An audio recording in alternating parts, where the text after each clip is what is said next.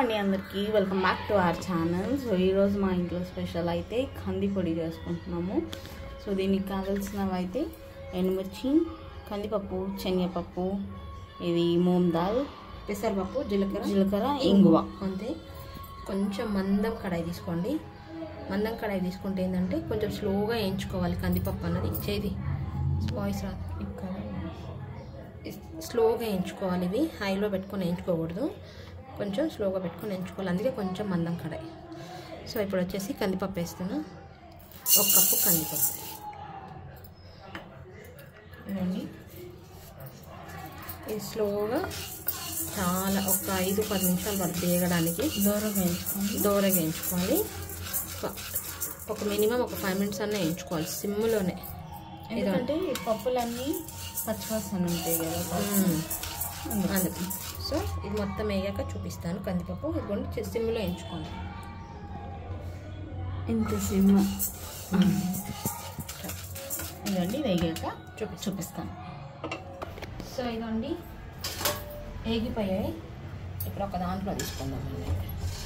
So చూసారా, ఈ colour రావాలి. ఈ పప్పులు ఎంత మంచిగా వేగితే అంత మంచి ఫ్లేవర్ అండ్ ఆల్సో కలర్ కూడా పొడిది బాగా వస్తుంది. పచ్చివాసన పోవాలి, ఎందుకంటే లేకపోతే బాగోదు పప్పు. ఇది చూడండి. సో నెక్స్ట్ వచ్చేసి పెసరపప్పు వేయించుకున్నాం. మూంగ్ దాల్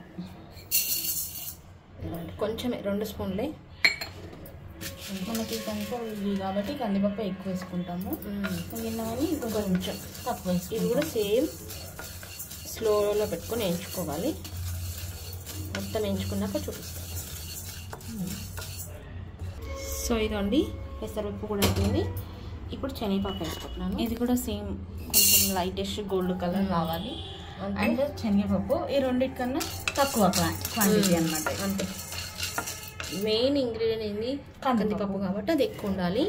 ఇవి ఒక 2 స్పూన్స్ అంతే, ఎక్కువ లేదు అంతే. ఇది కూడా కొంచెం వేగాలి. లేదండి శనగపప్పు కూడా అయిపోయింది. ఎక్కువ క్వాంటిటీ కాదు, చాలా తక్కువ క్వాంటిటీ చేసుకుంటున్నాను. ఇవన్నీ ఫస్ట్ జీలకర్ర. ఇది ఆయిల్తో పనిలేదు మనకి. ఇది ఒక్క చుక్క కూడా నూనె లేకుండా చేసుకునే పొడి అనమాట. ఇది ఒక 1 మంత్ వరకైనా స్టోర్ చేసుకోవచ్చు, హాయిగా ఉంటుంది. మంచి అన్నం తినేటప్పుడు ఫస్ట్ కొంచెం ఈ కందిపప్పు పొడి వేసుకొని నెయ్యి వేసుకున్న వాళ్ళు నెయ్యి వేసుకోవచ్చు. కారపొడి, ఇది కారపొడి అట్లా ఇది నూనె వేసుకున్న వాళ్ళు వాళ్ళు వేసుకోవచ్చు. ఇదండి ఎండుమిర్చి. ఎండుమిర్చి ఏంటంటే కొంచెం మంచి క్రిస్పీగా రావడం, గలగల అంటే చూడు క్రంచ్ అట్లా. ఇవి కూడా స్లోగానే వేయించుకోవాలి. ఎంత సిమ్లో వేయించుకుంటే అంత మంచి అరోమా ఉంటుంది. కారపొడి కూడా వేసుకోవచ్చు అండి. ఎండుమిర్చి ఇష్టం లేని వాళ్ళు కారపొడి కూడా ఏంటంటే ఈ పప్పులు మిక్సీకి పట్టేటప్పుడు ఫుల్ పెట్టి పైకి ఈ పప్పులు మిక్సీకి పట్టేటప్పుడు అందులోని కారపొడి వేసుకుంటే అయిపోతుంది ఎండుమిర్చి బదులు. అప్పటిదప్పుడు కావాలనుకుంటే ఇలా చేసుకోవచ్చు, ఇలా చేసుకోవచ్చు ఇంకా. సో ఇది మొత్తం వేగాక చూపిస్తాం. సో ఇదండి వేగిపోయాయి చూసారా. ఇవన్నీ ఇలా ఉబ్బినట్టు వస్తే వేగినట్టు లెక్క ఆఫ్ చేస్తున్నాను. ఇదే కడాయిలో ఉంచుతాను, కొంచెం వేడిగా ఉంటుంది కదా, ఇంకొంచెం వేగినట్టు అవుతాయి. సో చల్లగా అయ్యాక చూపిస్తాను. సో ఇదండి చల్లగా అయిపోయింది కదా. ఫస్ట్ ఇవి వేసేస్తున్నాను.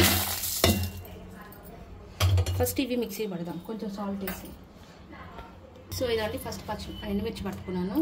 ఇప్పుడు కందిపప్పు వేస్తాను.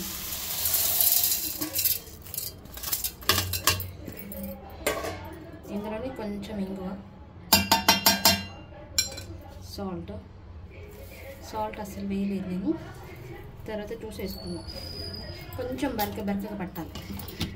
సో ఇదండి కందిపొడి అయితే అయిపోయింది చూసారా. కొంచెం ఘాటు మిక్సీ మూత తీయగలిగిన ఘాటు ఇలా కొంచెం బరకగా ఉంది.